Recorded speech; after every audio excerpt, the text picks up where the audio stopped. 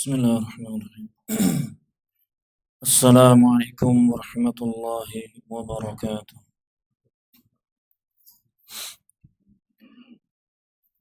Alhamdulillahi rabbil alamin.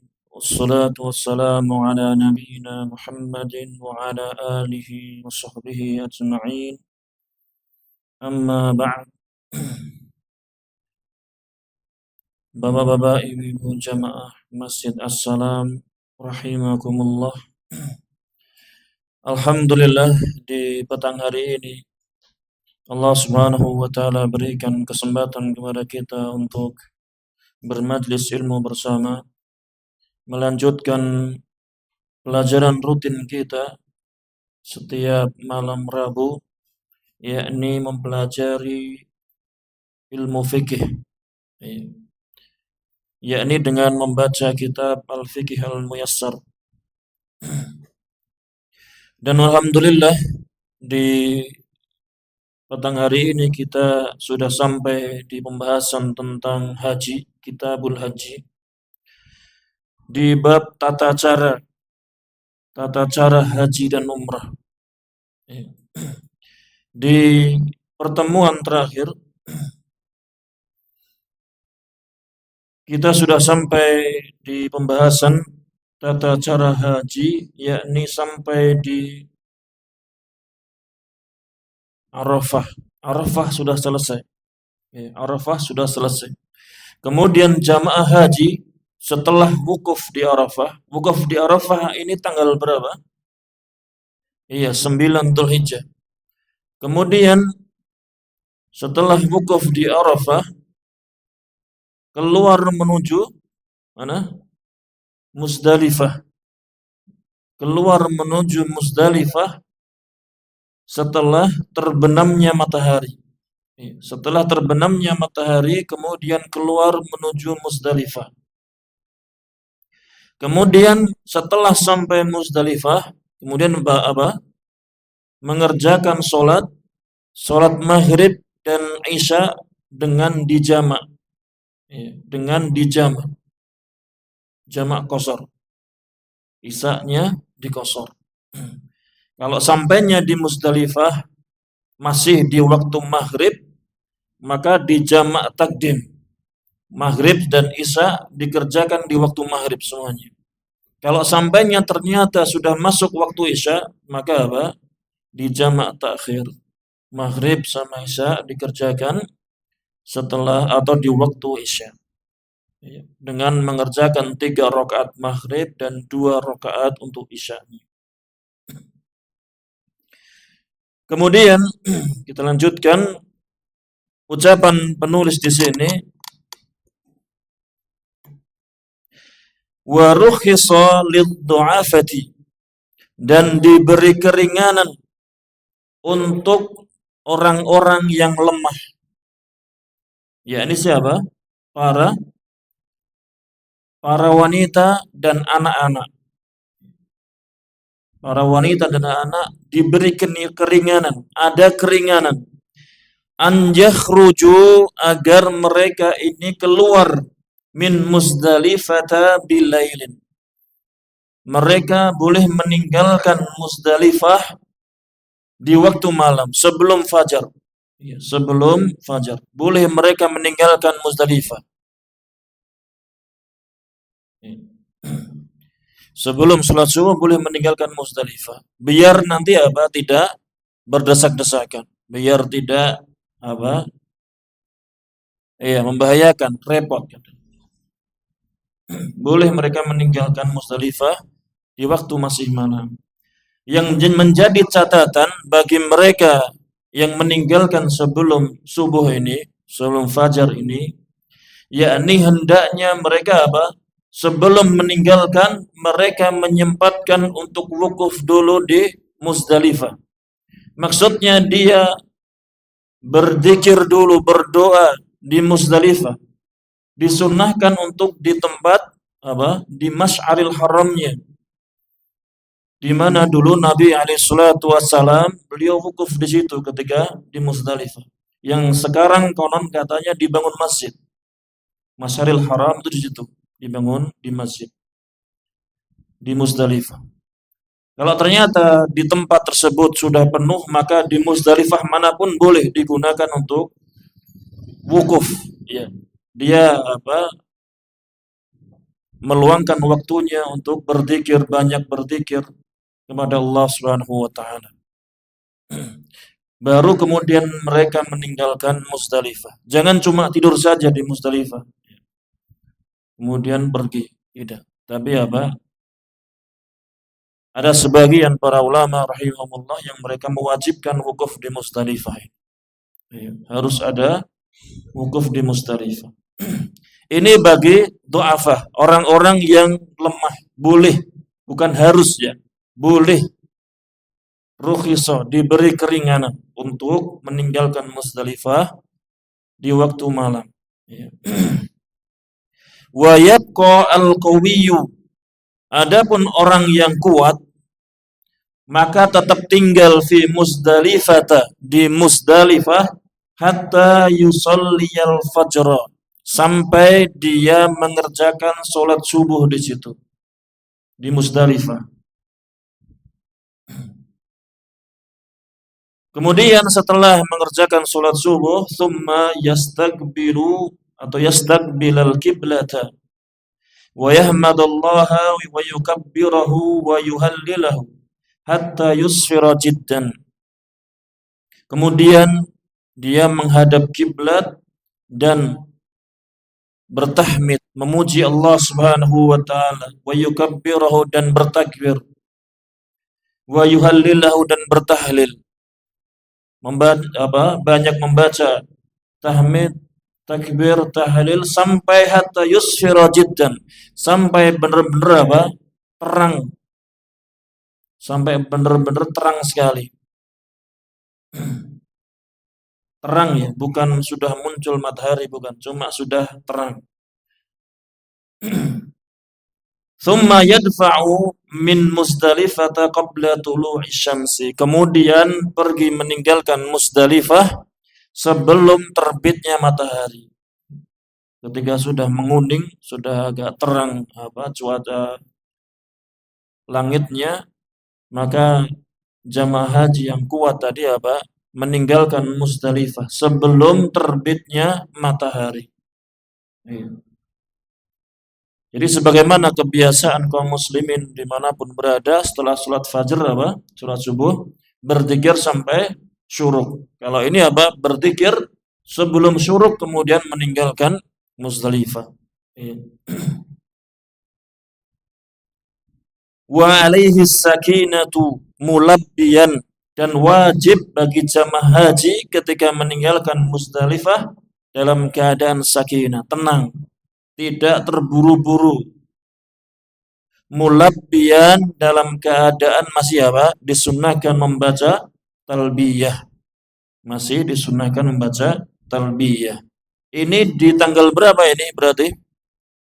Iya, di pagi hari 10 Dzulhijjah. Iya.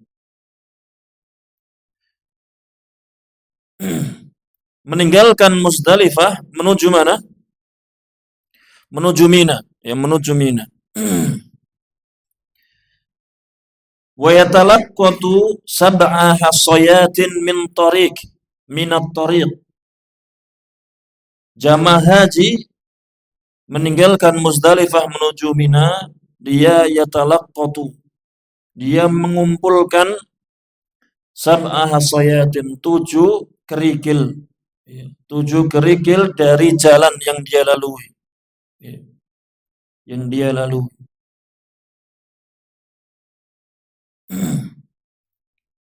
Kerikil atau batu? Kerikil. Saja seluas jari, sebesar jari.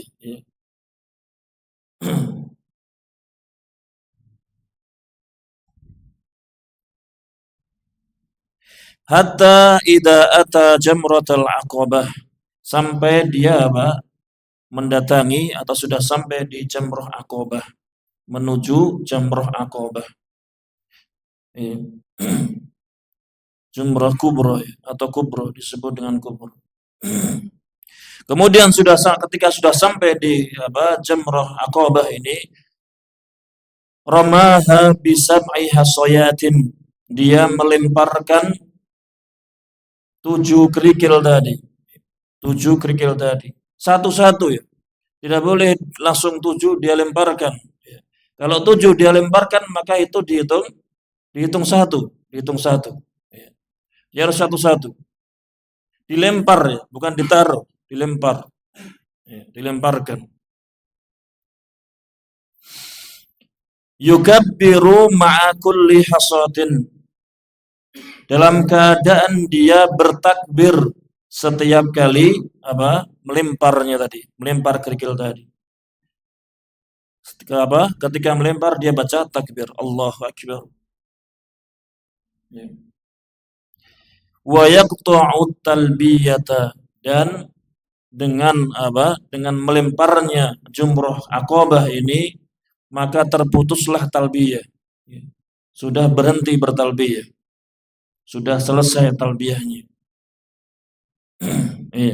Walaupun ada silang pendapat, selesainya talbiyah ketika lemparan pertama atau ketika sudah selesai 7 kali lemparan.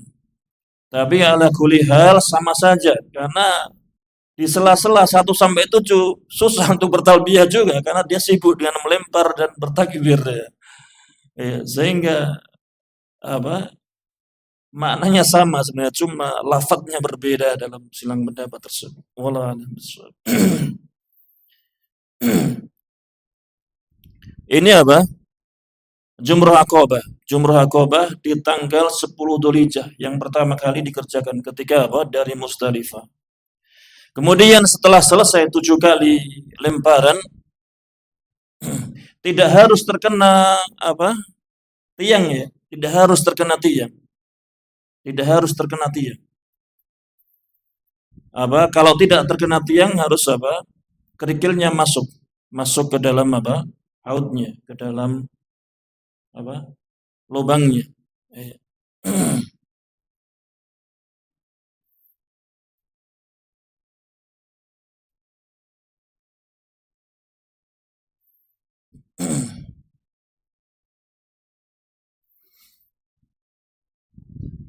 Dan tiang itu bukan menggambarkan setan ya, tidak ada nas yang menunjukkan tiang di Jumrah 3 Jumrah tersebut itu menyimpulkan simbol setan, melempar setan, tidak ada.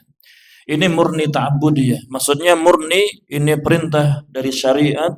Allah Subhanahu wa ta'ala untuk ketika haji melempar jumrah. Hikmahnya wallahu a'lam bishawab.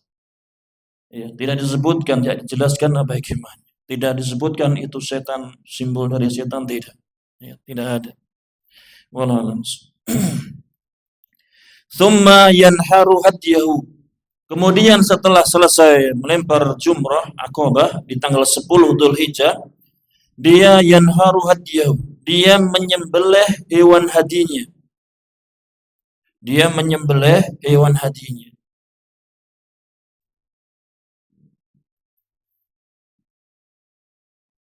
Ini mereka terkhusus bagi mereka yang yang haji tamattu maupun haji yang qiran, karena ada kewajiban dia menyembelih hadi. bagi yang mengerjakan haji tamattu dan qiran atau qiran, maka ada kewajiban bagi mereka yang tinggal di luar negeri Makkah, maka ada kewajiban haji syukran ini. Dia harus menyembelih haji dan boleh diwakilkan dalam penyembelihannya. Walaupun yang disunnahkan dia menyembelih dengan tangannya sendiri. Wa yustahabbu an ya'kula minhu, dan disunnahkan untuk makan dari hewan sembelihannya tadi. Disunnahkan untuk makan dari sebagian sembelihannya tadi. Berarti menyembelihnya ini di mana? Masih? Iya, di Mina, masih di Mina. Semuanya tersibukkan jamaah haji di Mina. Terus bagaimana sholat idnya?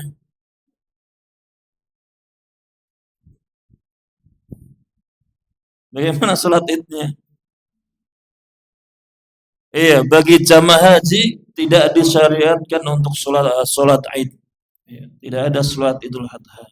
Mereka sudah sibuk dengan ibadah hajinya. Tersibukkan dengan di Mina. Iya. Tersibukkan dengan di Mina, dengan kegiatan hajinya. Tidak ada sholat id bagi mereka jamaah haji.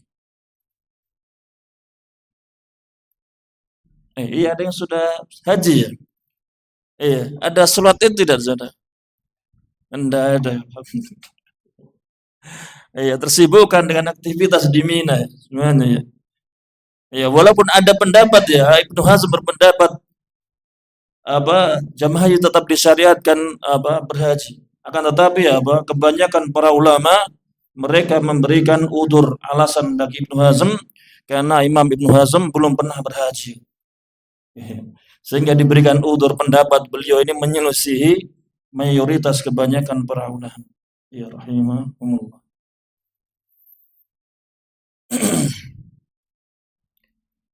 Kemudian setelah selesai menyembelih hadiunya dan disunnahkan makan, kalau disunnahkan makan berarti ketika tidak sempat untuk tidak sempat untuk memakannya, maka tidak masalah. Tidak masalah. Tsumma yahliku ra'sahu. Kemudian setelah itu memotong rambutnya. Memotong rambutnya.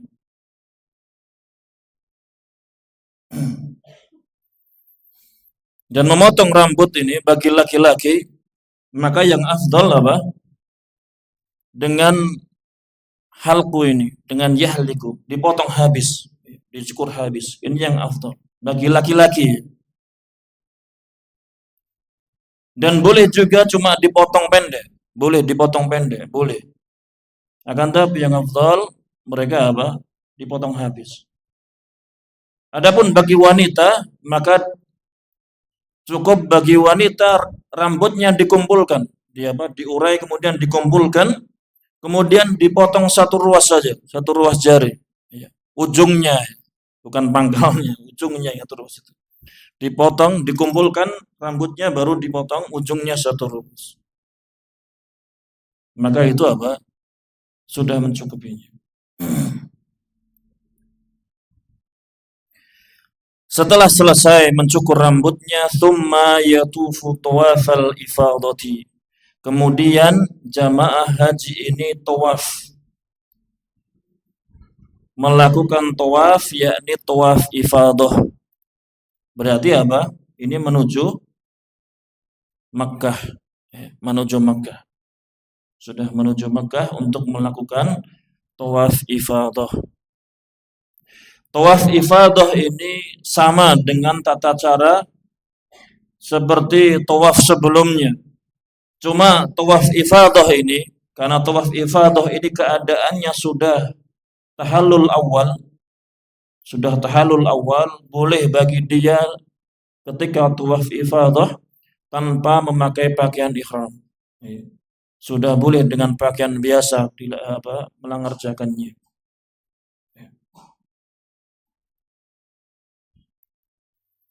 Dan bedanya dengan tawaf yang pertama dulu, tawaf kedatangan, tawaf qudum atau tawaf umrah, Di dalam tawaf ifadah ini ketika seorang memakai pakaian ihram, maka tidak ada sunnah ittiba, yakni kain selendangnya ditaruh di bawah ketiaknya, tidak ada.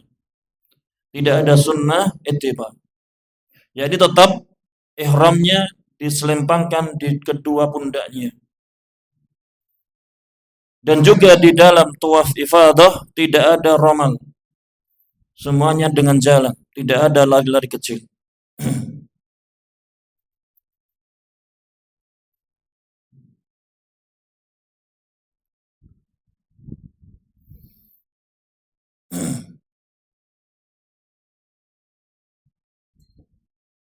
Iya, bedanya itu ya. Atau ada lagi bedanya?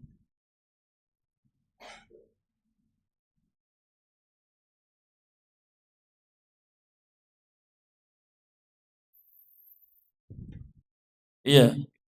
Sementara bedanya itu tawaf ifadah tidak ada lari-lari kecil, ramal, tidak ada sunnah itu, Pak.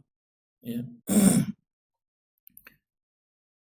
Setelah selesai tawaf ifadah, wa yas'a sa'yal haji. Dia mengerjakan sa'i haji, yakni sa'i haji. In kana mutamatti'an, jika dia hajinya haji tamattu. Jika dia hajinya tamattu, maka setelah tawaf ifadah dia apa? Sa'i lagi. Sa'i lagi. Au kana mufridan au qarinan wa lam yas'a ma'a tawafil qudum. Atau dia haji kiron atau haji ifrad yang dulu ketika tawaf kudum, tawaf kedatangan, dia tidak mengerjakan sa'i. Iya. Ketika dulu tawaf kedatangan, di tawaf kudum dulu kan langsung sa'i, ada sa'i juga. Bagi mereka yang sudah sa'i di situ, maka setelah tawaf ifadah sudah tidak perlu sa'i lagi. Adapun di awal kedatangan dia belum sa'i, maka setelah tawaf ifadah ini baru mengerjakan sa'inya. Ini bagi haji kiran ataupun ifrad.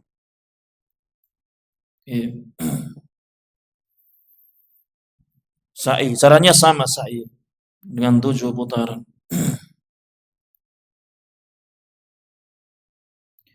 Kemudian dijelaskan wasunnatu, dan yang sunnah hukumnya tartibu hadhil a'mali. Yang sunnah yakni menertibkan, mengurutkan amalan-amalan ini. Jadi di tanggal 10 Dzulhijjah ini disunnahkan untuk urut pengerjaannya. Yakni yang pertama ar-ramyi, melempar jamrah Aqabah tadi. Di tanggal 10 Dzulhijjah disunnahkan untuk urut pengerjaannya. Yang pertama melempar jamrah Aqabah, kemudian fadabhi, kemudian ad-dabh, yakni apa? Menyembelih hadinya. Setelah melempar jamrah baru menyembelih hadinya. Kemudian falhalku, kemudian memotong rambutnya. Awit taksir, atau memendekkan rambutnya.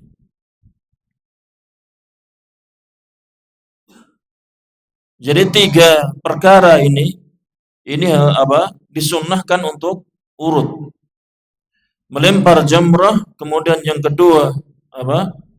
Menyembelih hewan hadi, kemudian yang ketiga memotong rambut. Fa in qaddama wahidan minha ala akhara fala haraja. Maka jika dia mendahulukan yang satunya daripada yang lainnya, maka tidak masalah. Itu hukumnya sunnah. Tidak masalah dia apa? Terbolak-balik urutannya.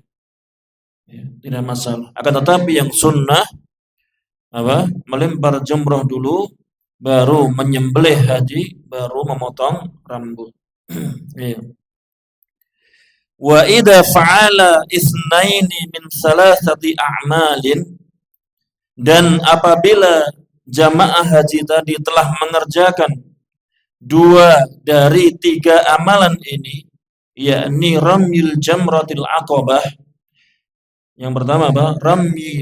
Yang pertama melempar jamrah aqabah. Yang kedua wal halqi awit taksiri, yakni memotong rambut atau mendekkannya. Kemudian yang ketiga wat tawafi ma'as-sa'i, dan tawaf bersama sa'inya. Apa? Kalau dia sudah mengerjakan 2 dari 3 amalan ini, yang pertama melempar jumrah aqabah, yang kedua memotong rambut, kemudian yang ketiga tawaf bersama sa'inya, tawaf ifadah bersama sa'inya, maka apa? In kana alaihi sa'in, apabila dia masih ada kewajiban sa'i, tahallala at-tahallul al-awwal, maka dia sudah bertahallul dengan tahallul awal, tahallul yang pertama. Jika dia sudah mengerjakan 2 dari 3 tadi, berarti dia sudah bertahallul. Namanya tahallul awal.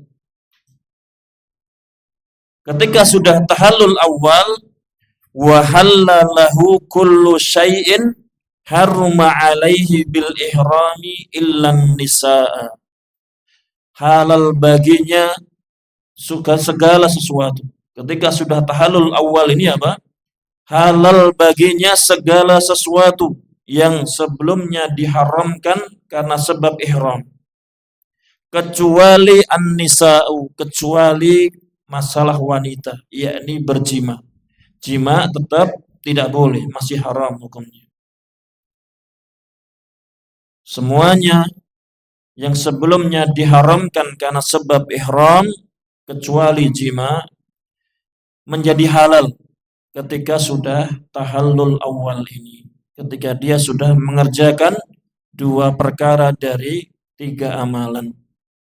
Yakni apa? 3 amalan ini: melempar jumrah aqabah, memotong rambut, kemudian yang ketiga tawaf ifadah bersama sa'inya.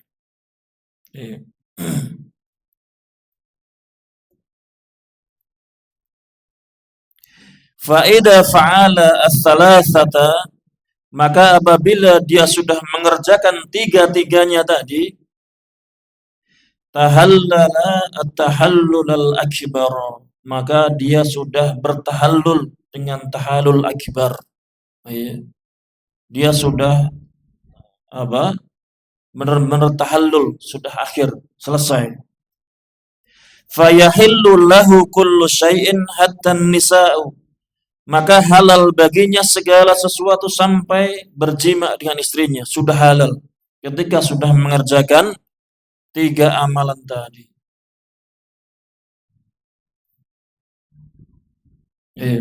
Selesai. Ini di kegiatan di tanggal 10 Dzulhijjah. 10 Dzulhijjah sudah selesai.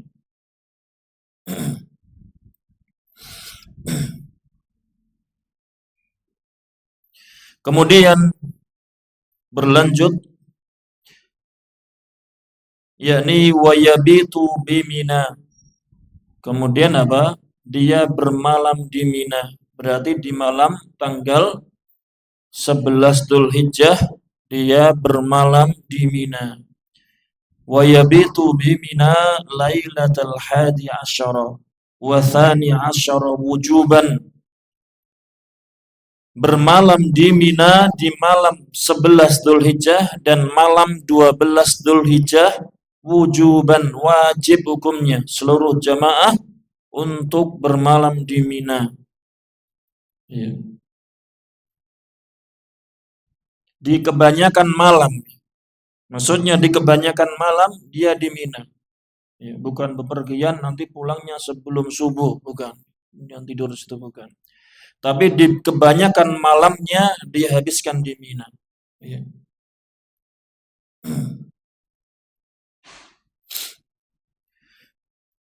Wa yarmi al-jamaratis thalatha yaumal 11, dan dia melempar jumrah yang 3. Melempar jumrah yang 3, yakni apa? Jumrah sughra, wusta dan kubra. Ya, atau jumratul ula, wusta dan aqabah. Ya. Dia melempar jumrah yang 3 ini di hari 11 Dzulhijjah. Ketika sudah tanggal 11 Dzulhijjah, dia melempar jumrah yang 3 ini. Badian dengan memulai bisughra. Dimulai dengan jumrah yang sughra, yang ula. Tsummal wusta, kemudian yang wusta, tsummal kubra, kemudian jumrah kubra atau aqabah. Ini di tanggal 11. Wa kadzalika fil yaumi ats-tsani asyara. Demikian juga di tanggal 12. Ya, dia melempar jumrah. Kegiatannya cuma melempar jumrah apa? 3 jamarat ini. Ya, 3 jamarat ini. Dengan berurutan, ya, berurutan. Wa yabda'u waqtu ramyi minaz zawali ila tulu'il fajr. Dan waktu pelemparannya, waktu melempar jumrah ini mulainya dari waktu zawal. Jadi setelah waktu duhur. Setelah apa? Duhur.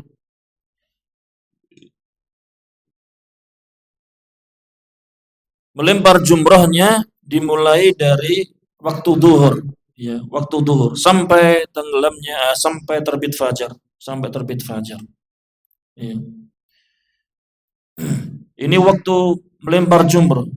Jangan sebelum duhur, karena masih sepi, apa? Sebelum duhur saja. Mumpung masih sepi, ya. Jangan. Karena ada aturannya untuk melempar jumrah.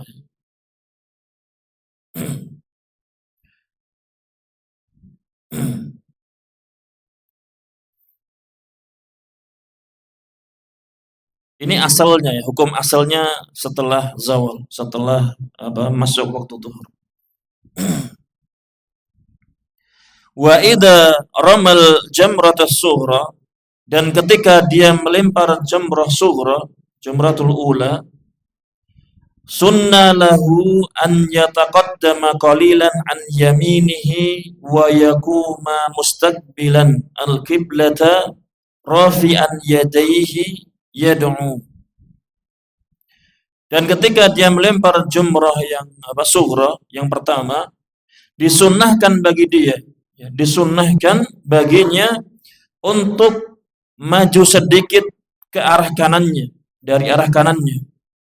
Setelah selesai apa melempar jumrahnya, dia maju sedikit dari arah kanannya, kemudian menghadap kiblat, dan mengangkat kedua tangannya dan berdoa. Maju dari arah kanannya, melangkah ke kanan sedikit, kemudian menghadap kiblat, mengangkat kedua tangannya, kemudian berdoa. Ini disunnahkan, ya disunnahkan. Kalau keadaannya tidak memungkinkan, ya bagaimana lagi? Ya. Karena saya juga sendiri nggak tahu bagaimana keadaan di sana ketika lempar jumrah. Ya. Apakah berdesak-desakan atau bagaimana? Wallahu a'lam. Wa idza rama al-jamratul wusta, dan ketika melempar jumrah wusta yang setelahnya yang kedua, sunna lahu an yataqaddama wa ya'khudha data shimali wa yastaqbil al-qiblata wa yaquma tawilan yad'u rafi'an yadayhi.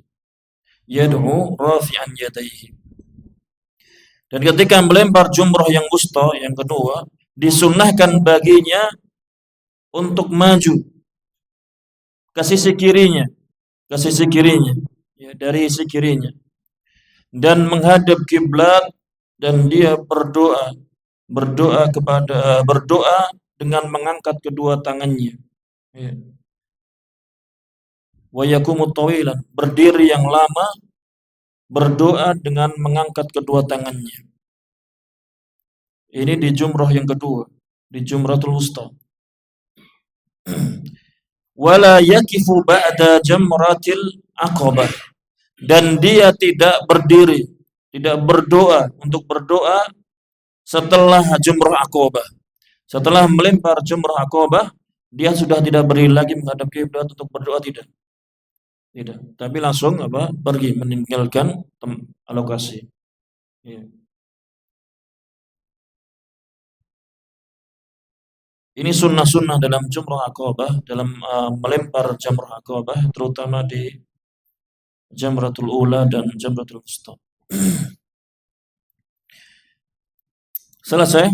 Kemudian itu Jamrah Aqabah di tanggal 11 dan 12 Dzulhijjah.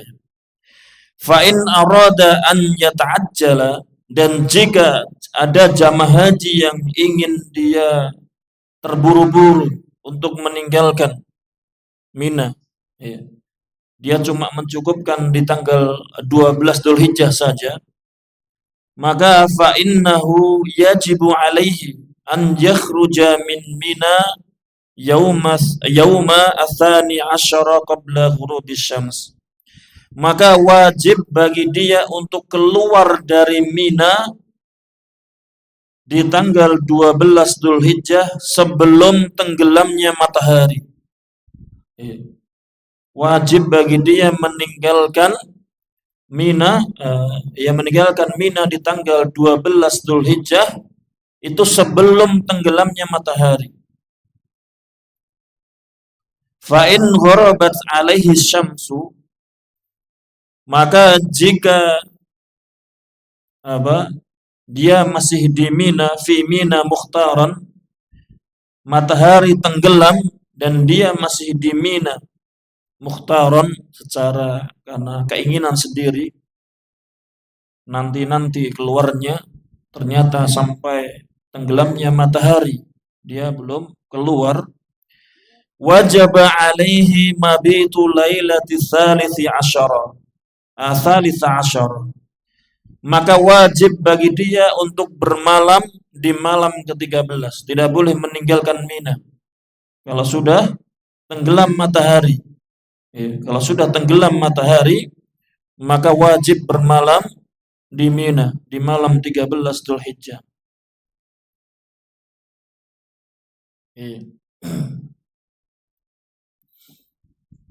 Maka kemudian dia melakukan melemparan jumrah, 3 jumrah di tanggal 13 Dzulhijjah.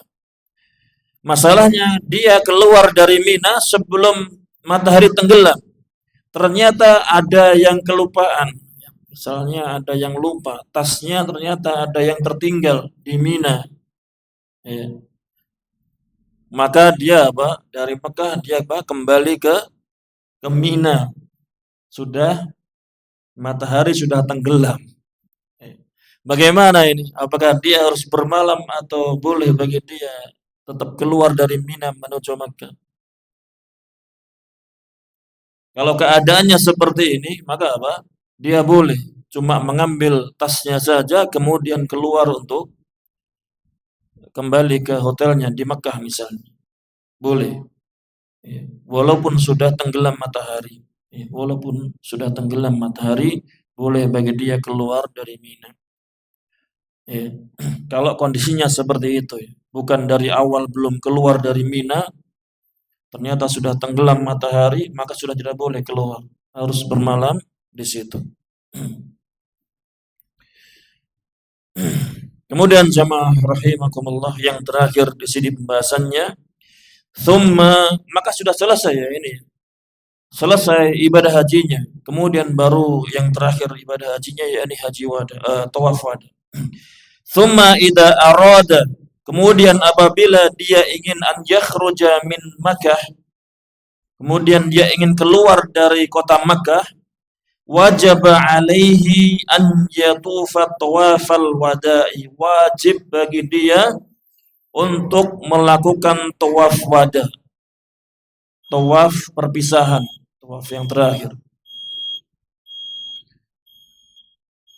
Wa yaj'alu akhir ahdihi bil baiti at-tawaf, dan dia menjadikan di akhir aktivitas dia di Makkah, di Baitullah, yakni tawaf. Jadikan tawaf ini sebagai akhir aktivitas dia di Makkah.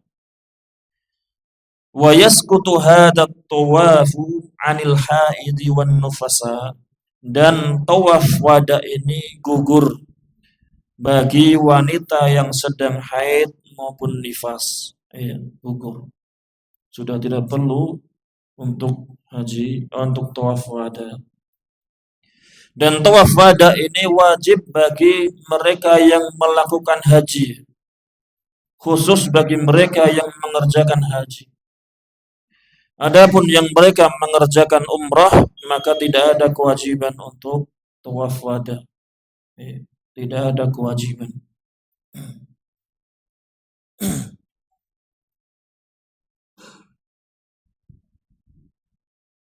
Iya, dengan ini maka selesai, karena sudah tawaf wada, maka sudah tawaf perpisahan, dia sudah keluar dari Makkah setelahnya, maka sudah selesai ibadah hajinya. Selesai ibadah hajinya. Kemudian setelah pulang dari rumah, maka dia sudah tidak ada bergelar haji. Ya. Cuma orang Indonesia dan Malaysia mungkin itu ya, yang punya gelar haji dan hajah, haji dan hajah.